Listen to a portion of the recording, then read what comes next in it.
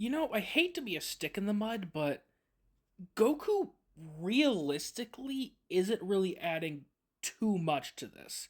Like, sure, you could say he applies his multipliers to Wukong, but at this point, Wukong could already just make himself stronger just because he can.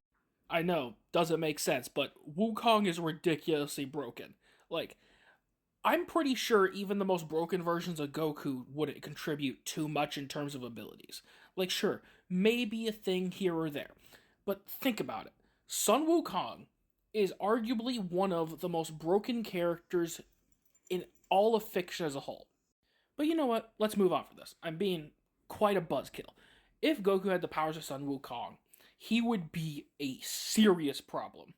First off, the ability to make thousands of clones that could not only be just as strong as your original self, but you could also make clones of your opponent that are exactly as strong, if not stronger. And each of these clones, especially if they're clones of him, can use the same cloning technique and likely just repeat the process again, making literally thousands of clones, and each of those could probably make thousands of clones individually. Next, we have the countless layers of immortality Sun Wukong has, and at that point, like the dude collected different forms of immortality, like collecting rare Pokemon cards. It's like this one's mine, and this one's mine, and this one's mine. Just kept collecting. Literally, even weapons and tools that were meant to kill immortals did not work on him because of just how many layers of immortality that he just stacked on top of each other.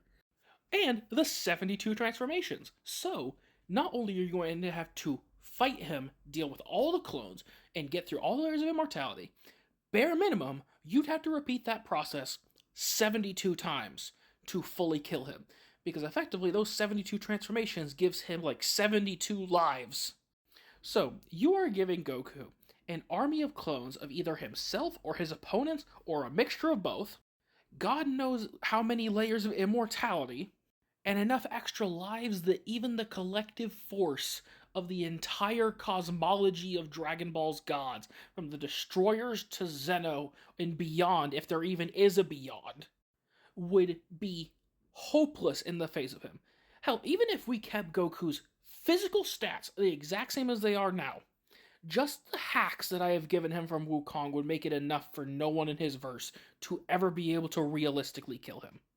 Even someone like Zeno probably wouldn't even be enough at that point.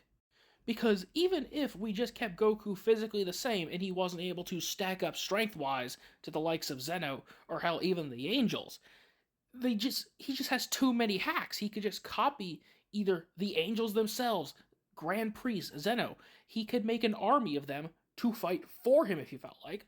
He could just make himself stronger because he feels like it to match the level of his opponents and make it like a battle of martial arts because they're even in stats. And you'd have to try and kill each of these clones plus his original self those 72 times via bypassing every layer of immortality for each life. Needless to say, just with the abilities I have listed, even the likes of Canon Goku would probably be able to foderize even the likes of his Dragon Ball Heroes counterparts.